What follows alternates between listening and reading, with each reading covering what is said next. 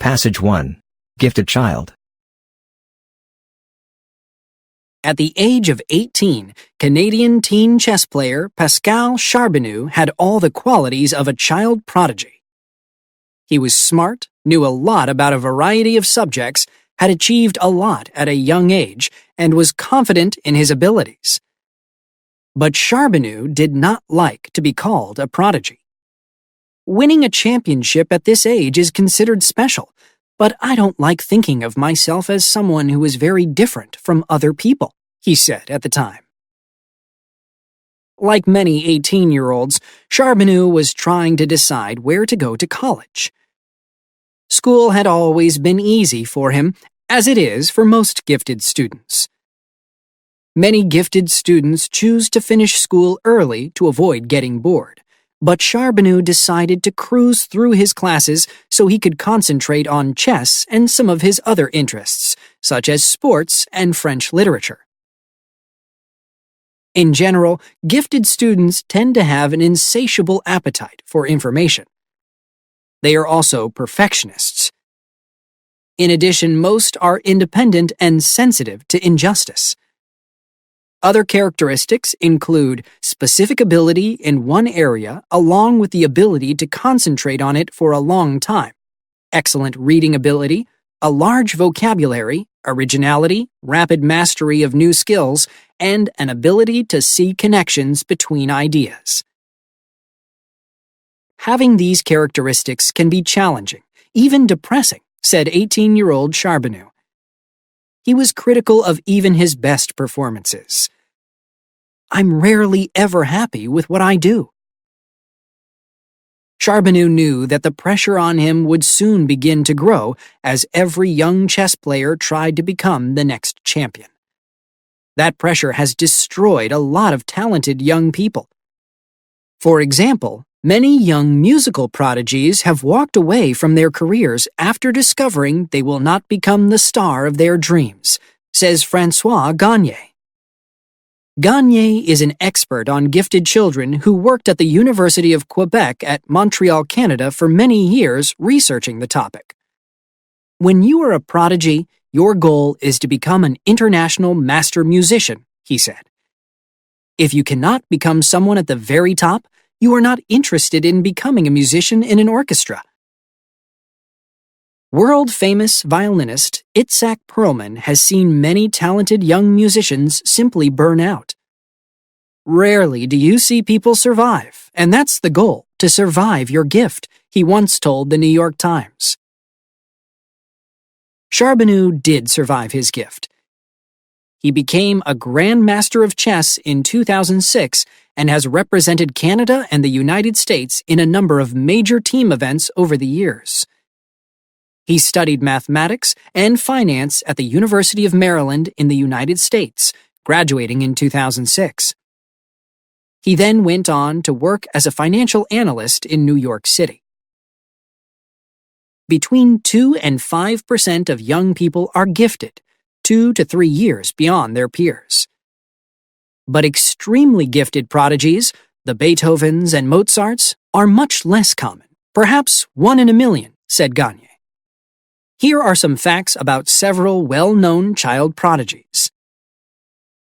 Probably the most famous child prodigy of all, Wolfgang Amadeus Mozart, 1756 to 1791, began writing music before he was 5. By age 6, he had written a remarkable amount of music and performed throughout Europe.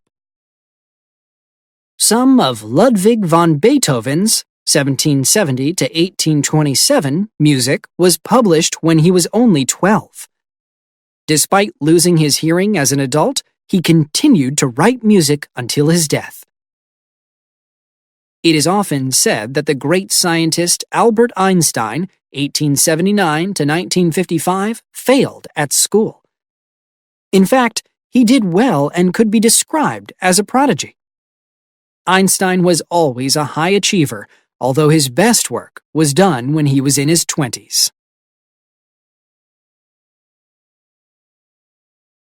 Passage 2. Bullying in schools. A middle school student is regularly threatened and beaten by his classmates. A 15-year-old girl drops out of school after she receives hundreds of text messages telling her that she is stupid. These are just two examples of an ugly side of school life: bullying. Dr. Dan Olweus, an expert in bullying from Norway, studies aggression in schools.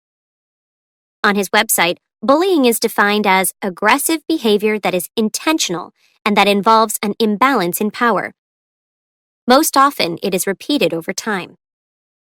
Notice that the definition includes the word aggressive rather than violent.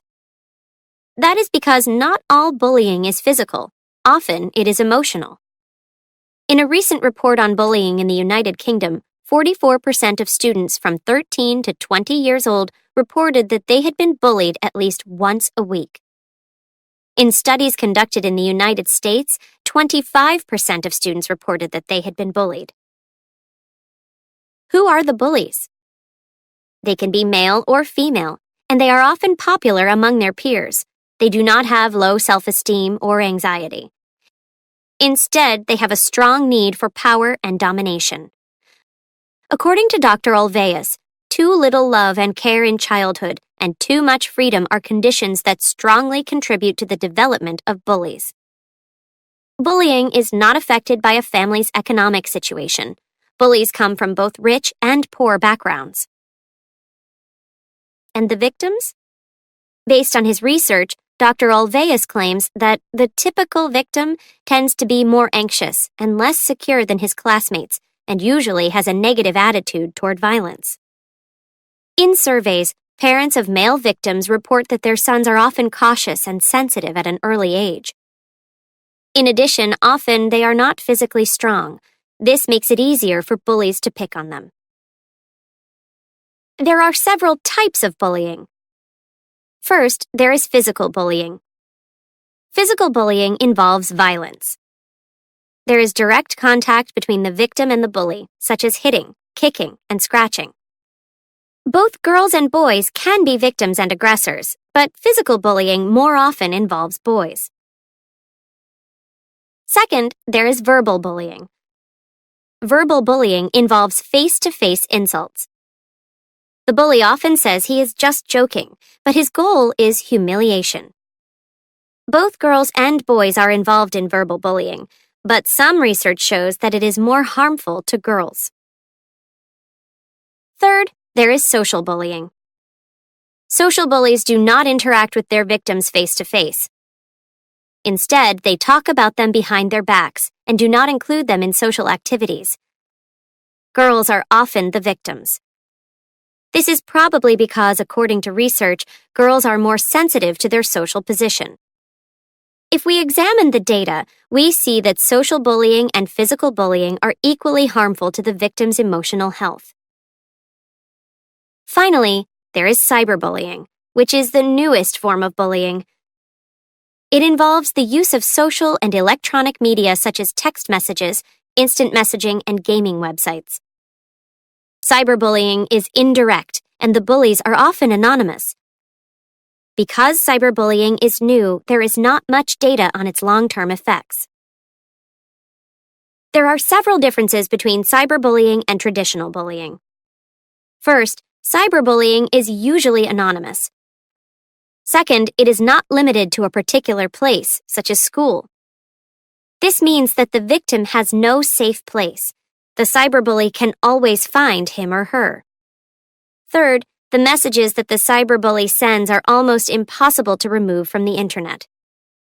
Fourth, the number of people who can see those messages is unlimited. Fifth, victims are unlikely to ask for help. There is a lot of interest in cyberbullying.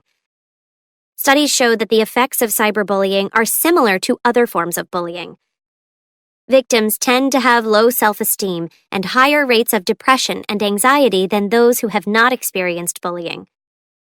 Interestingly, cyberbullying does not appear to have created a new type of victim. Victims of cyberbullies share the same characteristics as victims of more traditional bullying. On the other hand, some studies show that cyberbullying has created more bullies.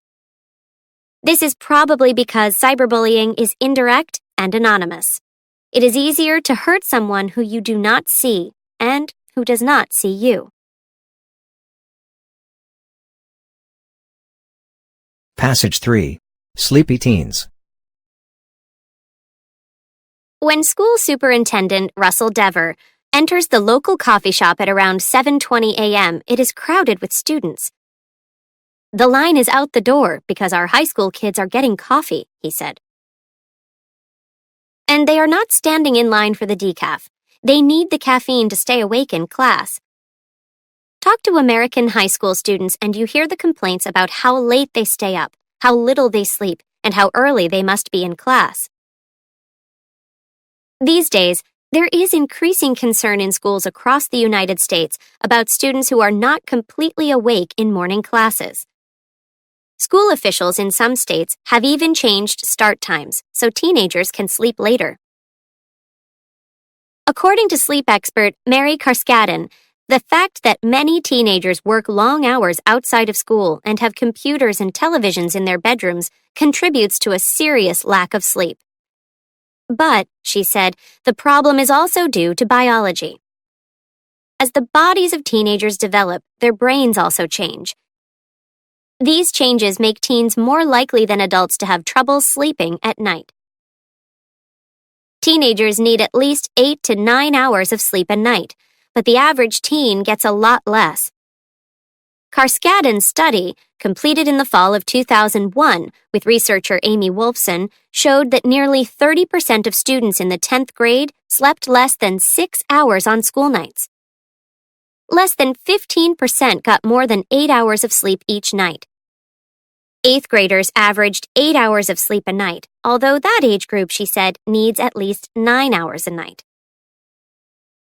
Even more remarkable are the results of a 1997-1998 school year study. In that study, 12 out of 24 U.S. high school students who were part of an experiment at a sleep laboratory had brainwave patterns similar to those of someone with narcolepsy, a serious condition that affects sleep.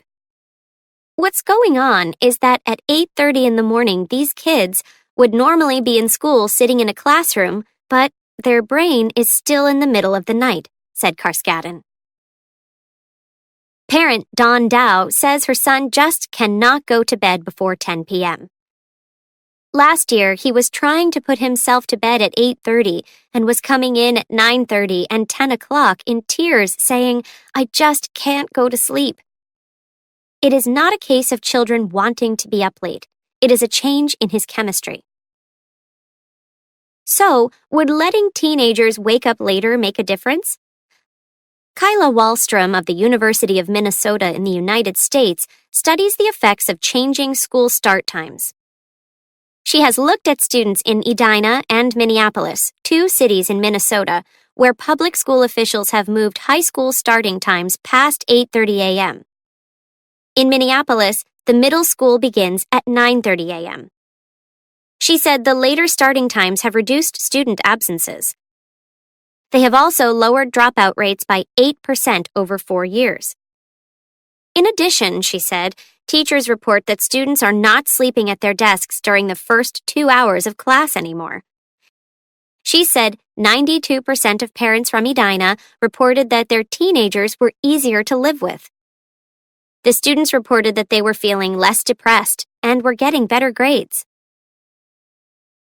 Big changes in school start times may not be possible in some areas. However, Wallstrom said her research shows that even small changes can contribute to a solution to this serious problem. Passage 1. Anime. Anime is a special style of Japanese animation. You can immediately see the difference between anime and other styles of animation. This is because of the high quality of the artwork and the style of anime, such as characters with large childlike eyes. In addition, you will see that anime is strongly influenced by Asian and especially Japanese religious and cultural traditions. Specifically, in anime you can see the influences of Shinto, a Japanese religion, Zen Buddhism, another religious tradition that is practiced throughout Asia, and the martial arts, such as karate and judo, that have been an important part of Japanese culture for a very long time. You could say that anime provides a window into Japanese culture. Anime is closely related to Japanese-style comic books, which are called manga. Many anime television shows and videos got their start as popular manga. Just as anime is different from American animated films and television shows, manga are quite different from American comic books. Manga usually include fewer words, but more complex drawings than American comic books. Such complex drawings can tell the stories themselves without very many words. Manga are also much more popular among adults in Japan than comic books are in the United States. In fact, manga is a multi-billion-dollar business in Japan, and more than one-half of all printed material sold there is manga. Like manga, anime is popular with Japanese of all ages. In fact, a large percentage of manga and anime is made for adults only. Their popularity helps explain why the quality of anime is so high. Anime and manga are big business. A recent anime film reportedly cost $45 million to make. Some of Japan's most talented artists and musicians are involved in creating manga and anime. But it is not just the quality of the artwork that makes anime so popular. Many anime stories deal with complex subjects and characters that change as the stories develop. The bad guy of Disney cartoons, completely evil and not very believable, is not common in anime. Rather, in anime, it is not always clear who the good guys and bad guys are. Also, death is shown as a natural part of life much more often in anime than in Disney movies and cartoons. If your only experience with animation is Disney, anime might surprise or even shock you at first. However, many people soon become fascinated by this Japanese form of animation. Some of the most interesting anime deal with modern technology. In this type of anime, the differences between machines and people, males and females, and good and evil are not always clear. Anime often looks at the challenges of life and culture in a world of rapid technological change.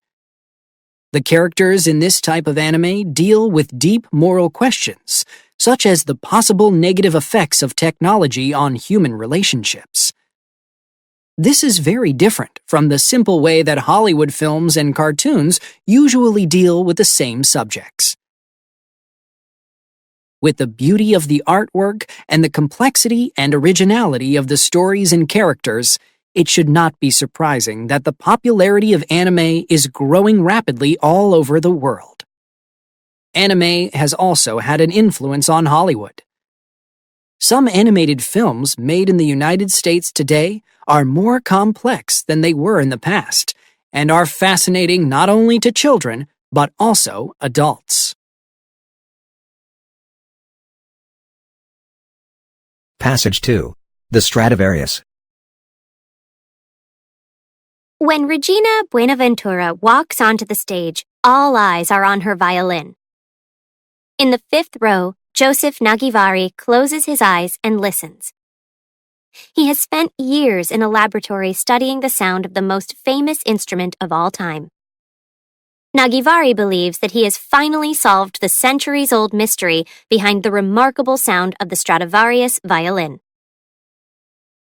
This young musician holds the result of Nagivari's scientific efforts under her chin, the Nagivarius. She begins playing, and the violin makes a clear, brilliant, heavenly sound. Creator Nagivari opens his eyes. Could this be the magical Stradivarius sound?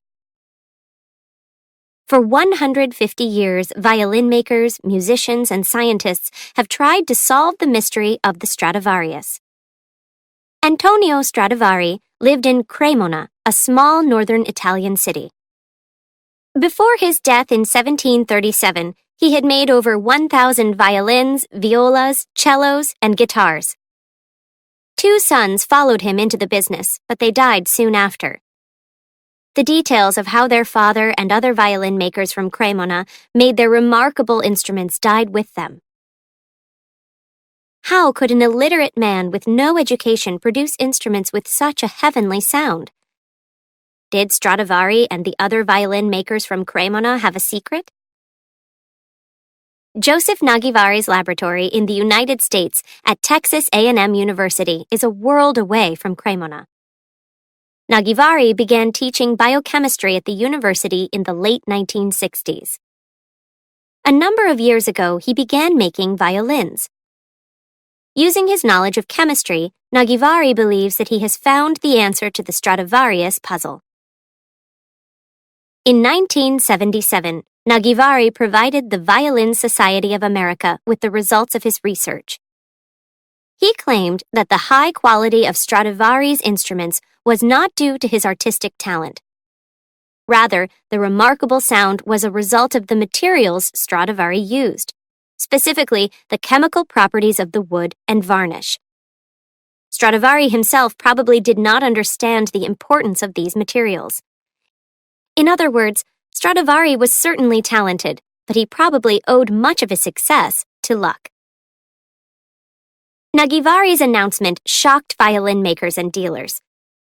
His theory was a direct challenge to the way that violins had been made for years. It also challenged violin makers' belief in the importance of their artistic talent. Nagivari stands by his theory. The pieces of the puzzle have been around, and I have not invented anything new. But I put the pieces, together, while the others could not.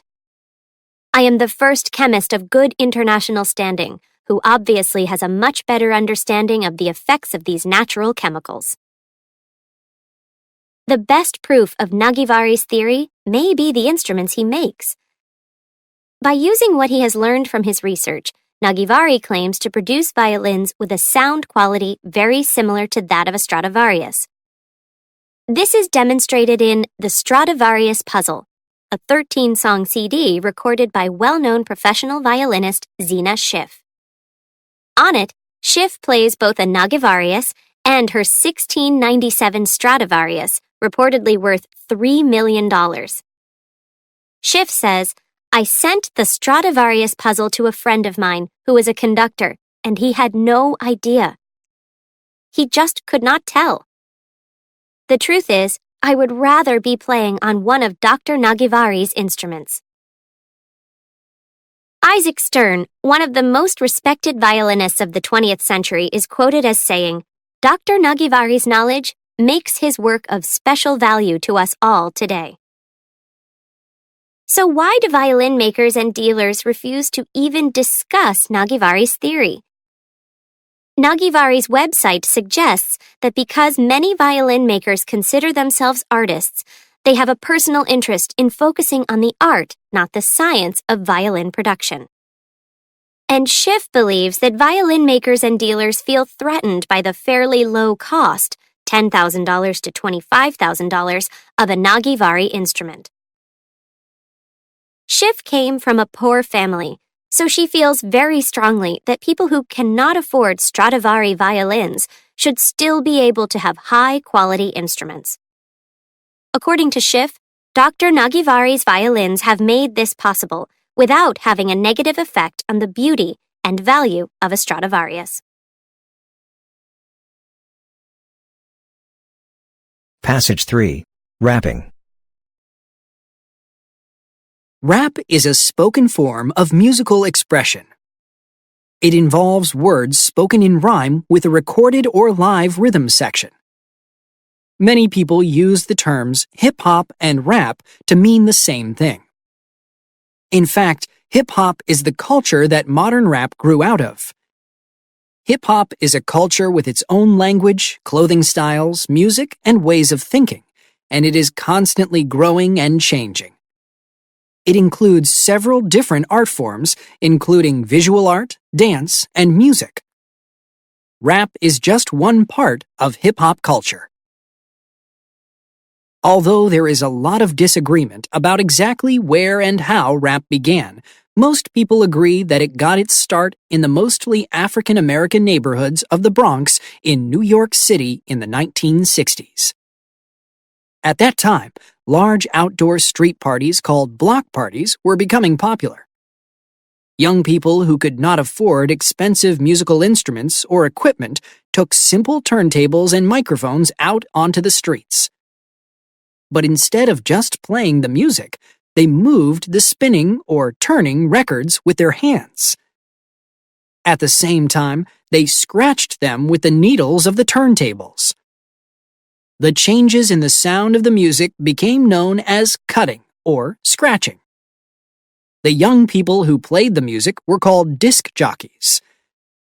These disc jockeys, or DJs, used their turntables as instruments to create a new musical form. Other performers working with the DJ interacted with the crowd by talking louder than the music, often in rhyme. These performers were called MCs, or MCs, and their interaction with the crowd became known as rapping.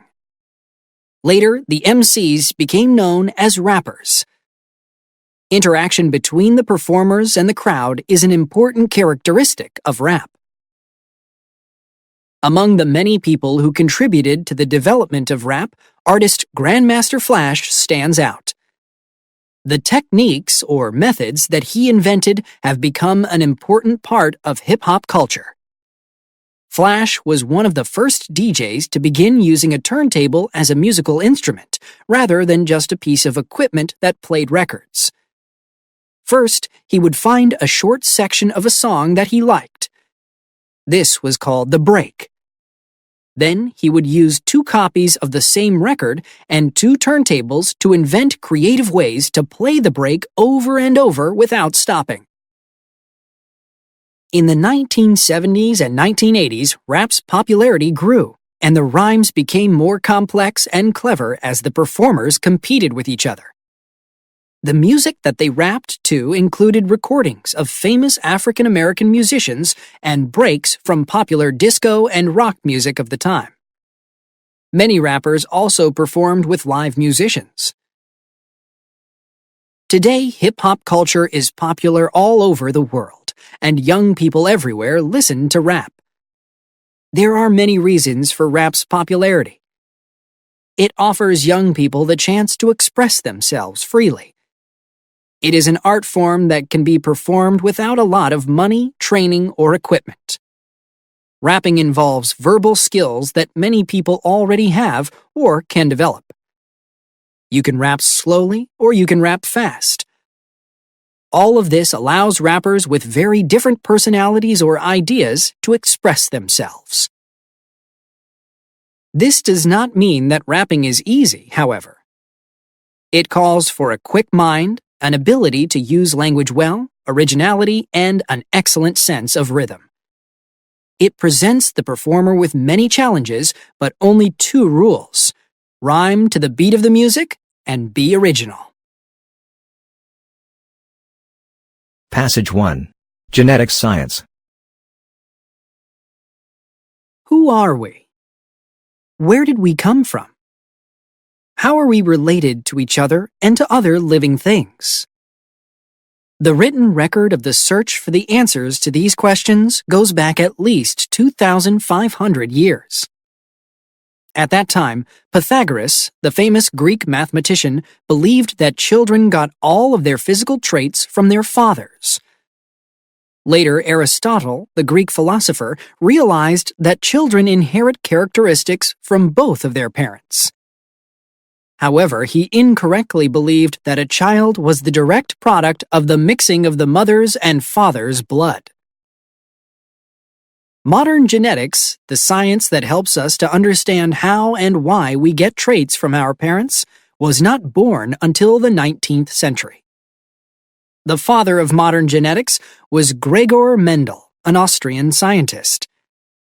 Through 8 years of experiments on pea plants, Mendel proved that characteristics from the mother plant and characteristics from the father plant are not mixed together when the two plants cross-pollinate and produce the next generation of plants. Rather, the characteristics that are dominant, stronger, will come out in the first generation. The characteristics that are recessive, weaker, will only appear in the second generation. For example, if you take a very short pea plant and cross-pollinate it with a very tall pea plant, you might expect the new pea plant to be of average height. But in fact, the first generation of plants will all be very tall, because that characteristic is dominant. Short plants will not appear until the second generation because that characteristic is recessive. The theories that Mendel developed using plants were later applied to all living things, including human beings. Future research that would explain how parents pass traits on to their children through their genes grew out of Mendel's work. What is a gene? Explained very simply, a gene is a set of instructions that you get from your parents before you are born. Your genes are similar to an instruction book for a computer. When you open the book, you see a list of all of the parts of the computer. Then you see instructions telling you how to make the computer work. Your genes, like the instruction book, contain a complete list of all of the parts that make a human being. They also contain instructions on how to put the parts together to make one special individual, you. Today, scientists are learning more and more about genes and their effect on what we look like, how we behave, and what kinds of sicknesses we have or are likely to get in the future. They are using this information in 2 areas: genetic engineering and genetic testing. Through genetic engineering, scientists change how genes work.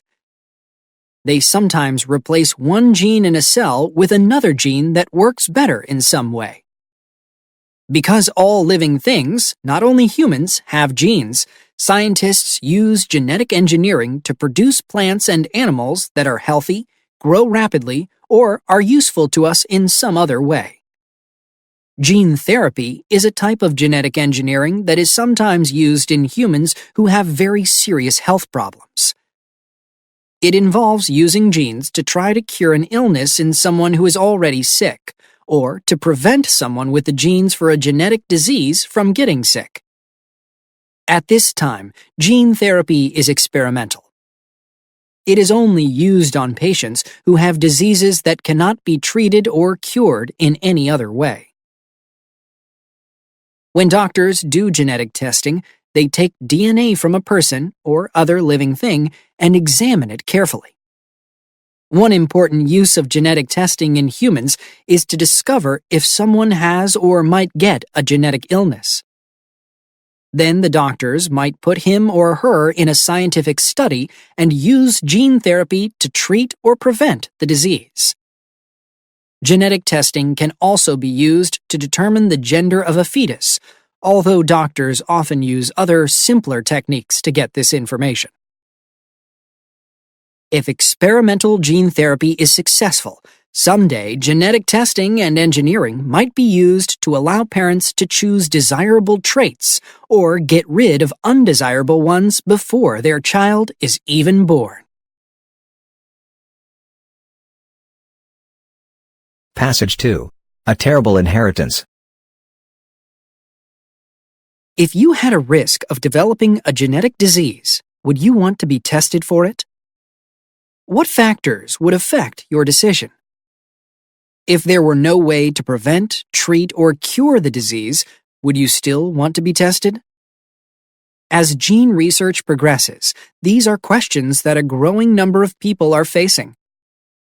As many are discovering, there are no easy answers.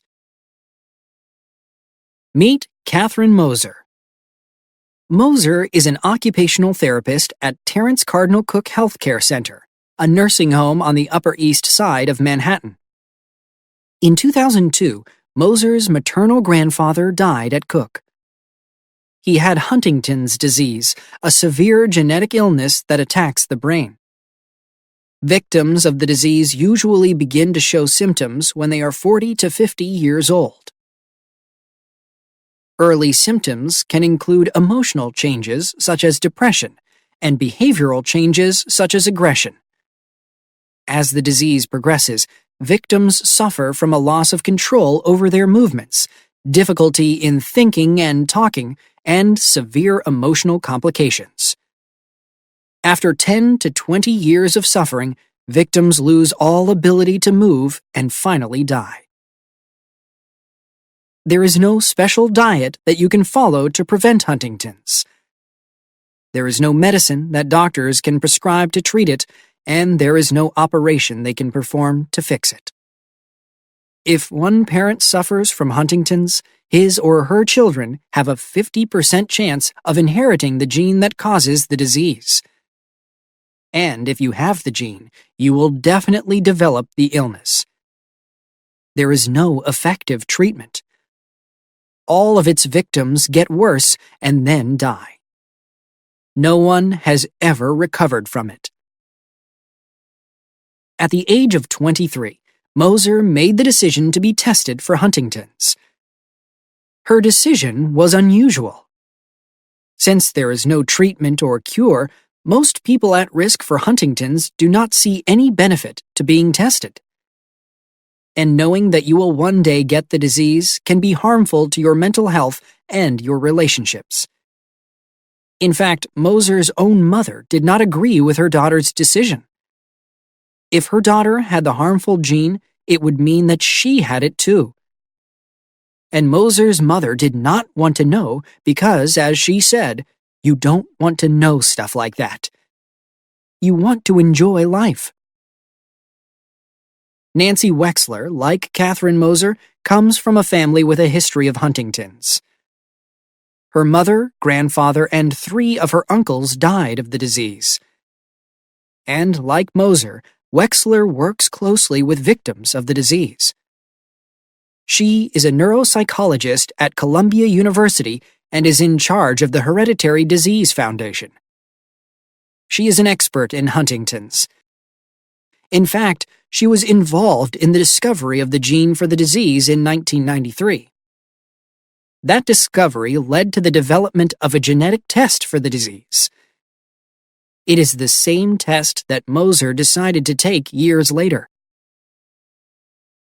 Wexler, like Moser, had always intended to have the test when it became available. But when she was actually faced with the decision of whether or not to be tested, she realized that she did not want to know.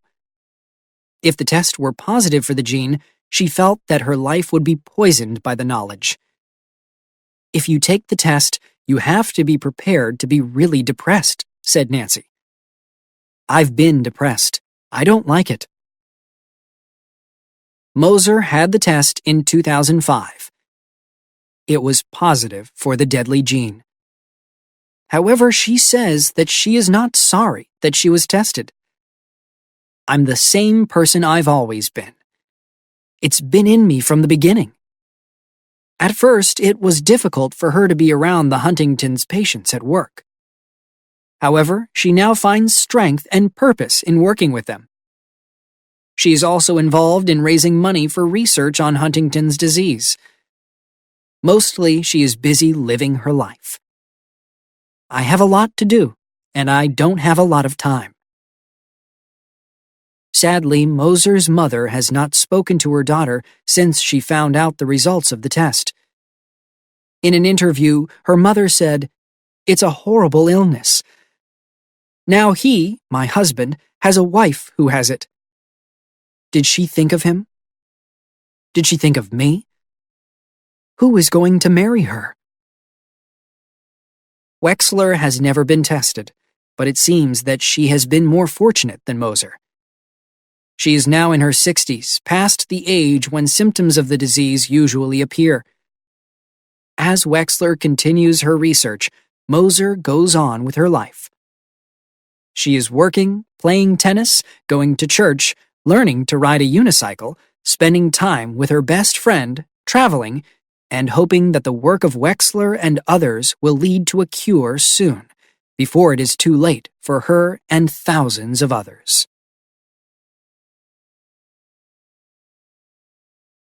Passage 3.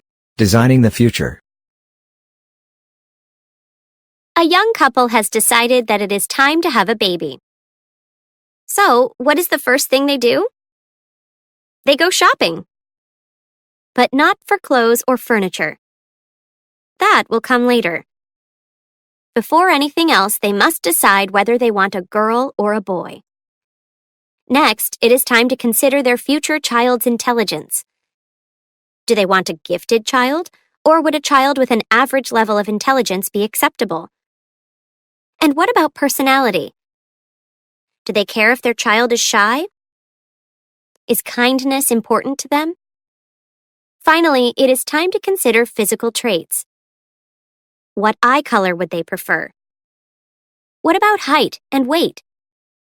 Do they want an athletic child so that he or she can play tennis with mom? There are so many features to choose from. Actually, the situation described above does not happen today. But a recently developed technique in genetic engineering has led many scientists to believe that changing a human embryo's DNA, and thus its traits, is scientifically possible. If this sounds more like science fiction than science, think again. The technique is called CRISPR. According to experts, using CRISPR to cut out and replace a piece of human DNA would be remarkably easy. Jennifer Doudna, a respected biologist and the co-developer of the technique, recently said, "Any scientist with molecular biology skills and knowledge of how to work with embryos is going to be able to do this."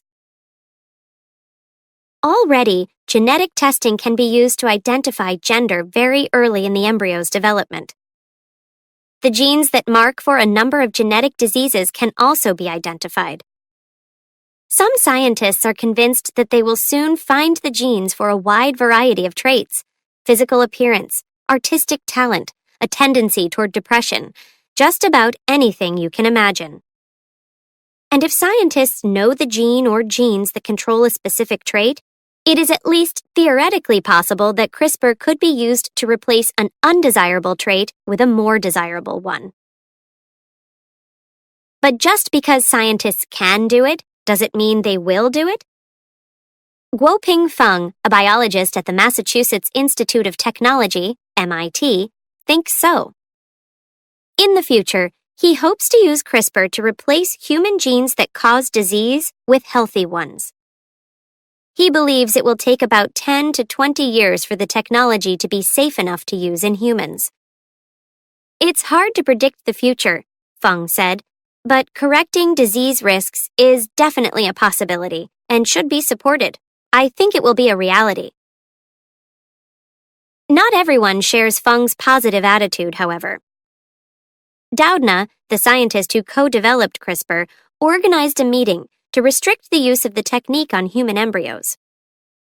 At the end of the meeting, Doudna and a group of experts in genetics, ethics, and law called for scientists to agree not to use CRISPR to produce children with genetic changes. However, the group supports basic research using CRISPR, including experiments on embryos. What do non-experts think about all of this? It is difficult to know, but a recent survey conducted in the United States found that 46% of adults approved of using genetic engineering to reduce the risk of serious diseases. However, 83% said that changes to make a baby more intelligent would not be acceptable. Of course, this is only one survey from one country. Perhaps it is more instructive to remember that historically, whenever the once unimaginable has become possible, cars, airplanes, and the internet, for example, it soon becomes common. If the technology exists, how can we prevent trait shopping by parents who want a perfect baby?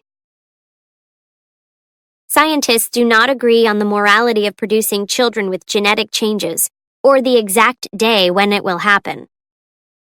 but most do agree that day is approaching. This brings up very difficult social and moral questions. What are the long-term health risks of introducing genetic changes that will be passed on to future generations? Will too many parents choose to have children of the same gender, leading to a shortage of boys or girls? What will happen to children whose parents cannot afford to give them the advantages enjoyed by their genetically designed peers? How will society treat imperfect children? In short, will changing human genes change humanity itself? Passage 1. Basics of Economics. What do you think of when you hear the word economics? Perhaps the front page of a newspaper where you might see stories about employment or interest rates or a national debt on the rise. Many people find that such stories use terms they don't understand. They find economics confusing, yet they feel they need to know something about it. We all do. After all, economics is about us. In the words of Canadian economist Jim Stanford, economics is about who does what, who gets what, and what they do with it. When we talk about economics, we are talking about ourselves as workers, consumers, savers, and investors. The results of our individual and collective decisions in those roles make up the economy.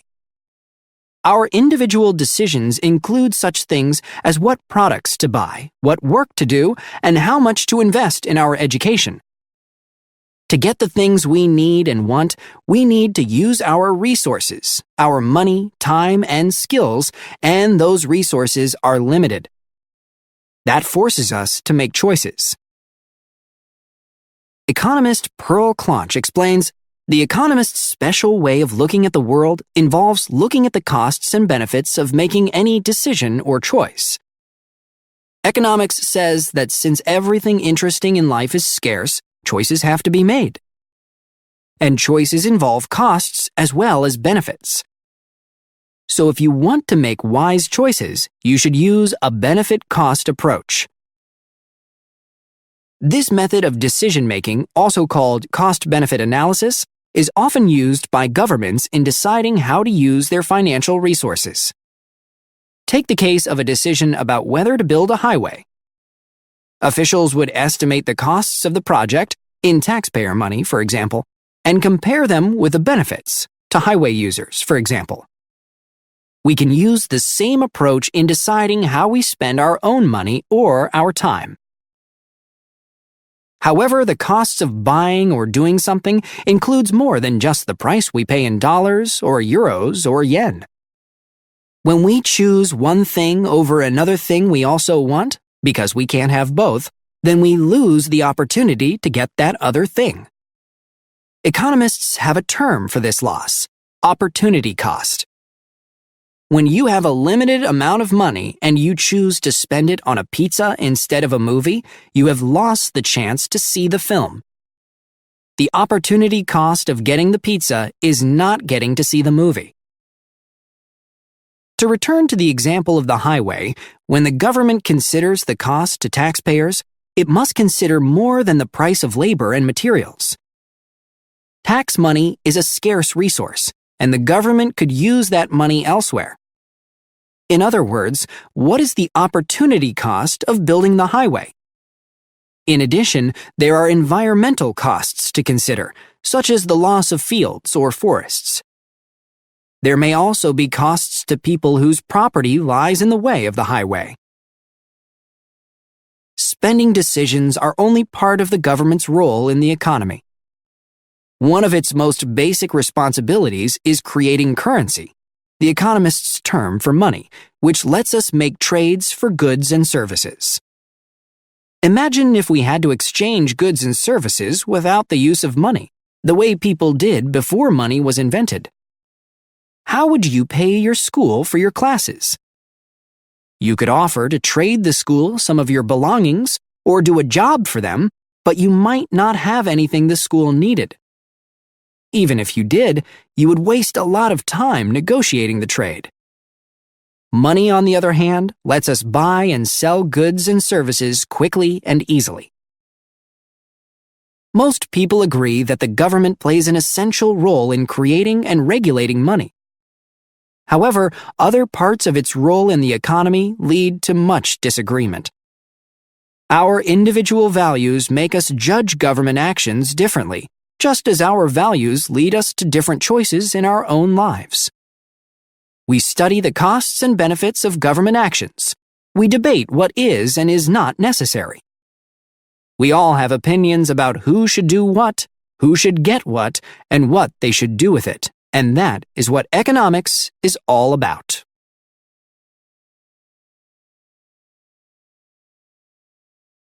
Passage 2. Supply and demand. Introduction. The most basic laws in economics are the laws of supply and demand. Demand means how much of a product or service people want to buy. Supply means how much of that product or service is available for sale or can be produced. Understanding these laws is essential to understanding how markets work. That's because almost every transaction between a buyer and a seller is the result of how these two laws affect each other. Setting prices. The laws of supply and demand explain how prices for goods and services are set. When demand is high, producers see an opportunity for profit. They can charge high prices as they're producing goods to meet a demand. So if many consumers want fresh strawberries, for example, growers have reason to increase the supply. That's the law of supply at work. However, the law of demand says that when the price of something goes too high, fewer consumers will buy it. So if strawberries get too expensive, some shoppers will buy another fruit instead, and the demand for strawberries will drop. When the demand for strawberries is low, or when people aren't willing to pay a good price for them, growers reduce production. The goal of producers is to set a price low enough to bring in the number of sales they need, but high enough to make a profit. That price, the point where the quantity that consumers want to buy equals the quantity that sellers want to produce, is called the equilibrium price. It's the point where there's a balance between supply and demand. Notice in the diagram that as the cost of a box of strawberries rises, the supply goes up. But the demand for strawberries increases only as the cost drops. The point where the two lines cross is the equilibrium price. Imbalances between supply and demand. Two other important terms are surplus and shortage. When the supply is higher than the demand, producers have more of a good or service than consumers want. In that case, the difference between the supply and the demand is called a surplus. A surplus can mean anything from extra strawberries that no one is buying to extra workers that no one is hiring. When the opposite happens, the difference between supply and demand is called a shortage. A shortage means there isn't enough of something to meet the demand. For example, imagine a company producing a new toy, one that quickly becomes more popular than expected. It flies off the shelf. The company can't produce enough to keep up with the demand, and stores run out. The result is a shortage of the toy, and some unhappy children. Other factors affecting demand. The example of the popular toy brings up another point about demand. Many factors other than price can play a role in how much of a demand there is for a product or service. How did this particular toy get to be so popular? Perhaps there was an especially effective ad on TV that sparked demand, or word of mouth might have done the trick. Then, as demand increased, the toy became scarce. When something is scarce, it often seems more attractive, which further drives up demand. We know that a change in price can affect demand, but other factors influence how much effect it will have. In the case of fresh strawberries, shoppers might easily change their minds about buying them if the price goes up $1. After all, there are close substitutes for strawberries. Other kinds of fruit are available too. On the other hand, we can assume that a $1 increase in the price of gas will make little difference in demand, as people will still need to drive to work or school or the doctor's office, and there's no close substitute for gas. Some drivers could use public transportation instead, but many could not or would not. Here we see another significant factor in how much a change in price will affect demand. Is the demand for a necessity, something people must have, or a luxury, something expensive you buy for pleasure? For most drivers, gas is a necessity. The demand for a necessity is less likely to rise or fall in response to a change in price than the demand for a luxury like fresh strawberries or expensive toys. Conclusion. To sum up, the law of demand says that if the price for a good or service goes down, people will buy more, and if it goes up, people will buy less. The law of supply says that if the price goes up, producers will produce more, and if it goes down, they'll produce less. However, these two laws don't tell the whole story. Nothing about economics is that simple. Passage 3. Behavioral Economics. An economist set up a table in a public place. Then he offered people walking by a choice of 2 chocolates. One was a gourmet chocolate that he had priced at 15 cents, while the other was a smaller, more ordinary chocolate priced at just a penny. More than 70% of the people who stopped at the table preferred the higher quality chocolate. Even though it cost 14 cents more, they were willing to pay the extra money for it. Then the economist dropped both prices by a penny, so the gourmet chocolate cost 14 cents and the other one was free. All of a sudden, the numbers were reversed. Only 31% of the people who stopped would pay the 14 cents for the better quality chocolate. The other 69% went for the smaller, more ordinary one, the free one. Question. Why does the thought of getting something for free have such a strong effect on people's choices? The same economist secretly visited some dormitories at the U.S. university where he teaches, leaving a 6-pack of soda in each of several shared refrigerators. In most cases, the sodas were gone within 3 days. The students had helped themselves. Then the economist returned, but this time, instead of a 6-pack of sodas, he left a plate with 6 $1 bills. 3 days later, all the money was still there. Question. What made students decide it was fine to take a $1 soda, but not a $1 bill? The economist and a team of researchers carried out a test that involved giving volunteers electric shocks.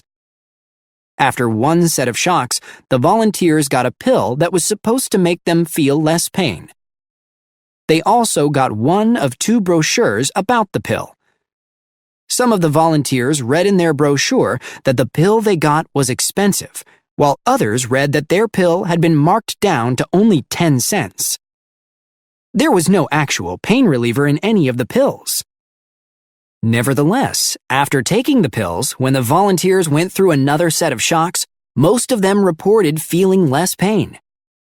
Of the people who got the high-priced medicine, almost everyone said that it helped. Of the people who got the cheap medicine, only half said that it did. Question. Why do people believe that a higher-priced pain reliever works better? For answers to these questions, read the work of Dan Ariely, the economist who handed out the chocolates and fake pills and made the secret visits to those college dorms. Ariely is a professor of behavioral economics, a fairly new area of economics that has to do with economic decisions. He studies the behavior of consumers, borrowers, and investors. According to the teachings of traditional economics, when people make economic decisions, they act in their own best interests. That is, most economists assume that people are sensible and will make the choices that do them the most good. What behavioral economists are finding, however, is that this is frequently not true. People often make poor economic choices. Emotions get in the way of calculations, and people often repeat the same mistakes. O'Reilly calls people predictably irrational because their decisions often don't make sense, and because he can predict the mistakes they will make. One thing that influences people's decision-making is the way that a choice is presented to them. According to O'Reilly, most people don't know what they want until they see it in context. When faced with certain choices, presented in certain ways, for example by smart salespeople, people don't see the choices as they really are, and they're likely to make poor decisions. O'Reilly hopes that as people learn more about when, where, and why they make poor decisions, they will understand themselves better. Maybe consumers will learn to think differently and make better choices when shopping. Nevertheless, he admits to buying a $30,000 car, which was not the kind of car he truly needed, after learning that it came with 3 years of free oil changes, even though compared to the cost of a new car, the cost of an oil change, or even 3 years of them, is insignificant. Question: is Professor O'Reilly as predictably irrational as the rest of us? Passage 4. The Economics of Happiness. People often think of economists as focusing on money, production, and the cold, hard facts of what happens in the marketplace. It may therefore come as a surprise to think of an economist asking, "How happy are you?" However, some economists very much want to know. Richard Easterlin is an economist who has studied national happiness for years. In 1974, he presented a new theory. He said that a nation's economic growth doesn't always lead to its people becoming happier. Poor people do become happier when they get enough money for basic needs, but beyond that, he said, more money does not mean more happiness. Easterlin pointed to Japan as an example. In the years following World War II, Japan experienced an economic boom, one of the biggest in the history of the world. Between 1950 and 1970, its economic production grew by more than 600%.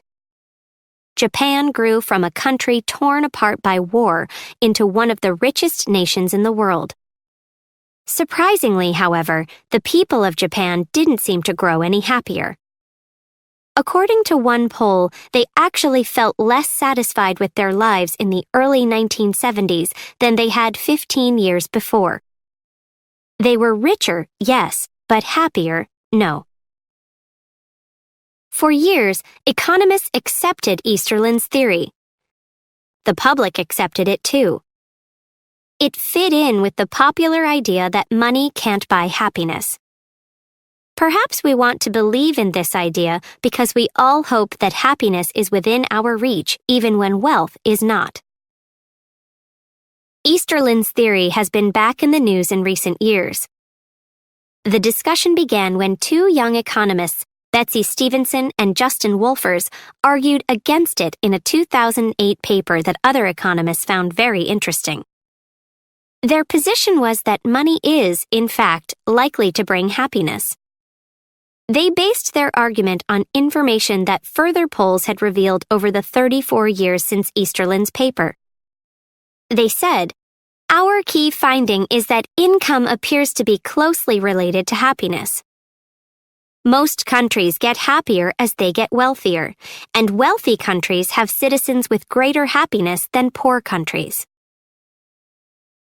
Some of their information came from the Gallup organization, a well-known and respected polling organization, which found that people in the richest countries are happiest with their lives. at least 1/3 of the people in those countries give themselves a score of 8, 9, or 10 on a happiness scale of 1 to 10, with 10 being the highest possible level of life satisfaction. The very rich and happy nation at the top of the list is Denmark. Denmark also sits at the top of lists created by other economists who do similar research. Who is at the bottom? Poor African nations, among them Tanzania, Togo, and Benin. As for the case of post-war Japan, Stevenson and Wolfers also looked back at the research done there. It turns out that the question in the poll changed over time. If you look only at the years in which the question stayed the same, then the percentage of people who rated themselves as satisfied or completely satisfied actually did rise. The central idea, then, is that the economic growth of a nation does generally lead to more happiness for its citizens. In poor countries, it can lead to better food and housing and more choices in life. In rich countries, it can pay for research and medical care that help people enjoy longer, healthier lives. Easterlin, however, remains unconvinced. He notes that China and the United States both grew richer in recent years without growing any happier. Easterlin, Stevenson, and Wolfers would all agree on at least one thing. Money isn't the only factor that influences happiness. Stevenson and Wolfers report that Latin American countries are happier than income alone would predict, and East European countries are less happy. When Stevenson and Wolfers speak about income and its influence, they're saying that what matters is absolute income. How much you make in dollars, pesos, euros, yen, etc. Easterlin, on the other hand, believes that relative income matters more. How much you make in comparison with other people. After your basic needs are met, you compare yourself with the people around you. How happy you are depends not on how much you have, but on how you think you compare with those others, and on how much more you want. Such comparisons may be human nature, or are they? Psychology professor Sonia Lubomirsky doesn't believe that happy people think this way. In her research, she has asked people who they compared themselves with. Less happy people, she reports, went on and on. How did happier people respond? She says, the happy people didn't know what we were talking about.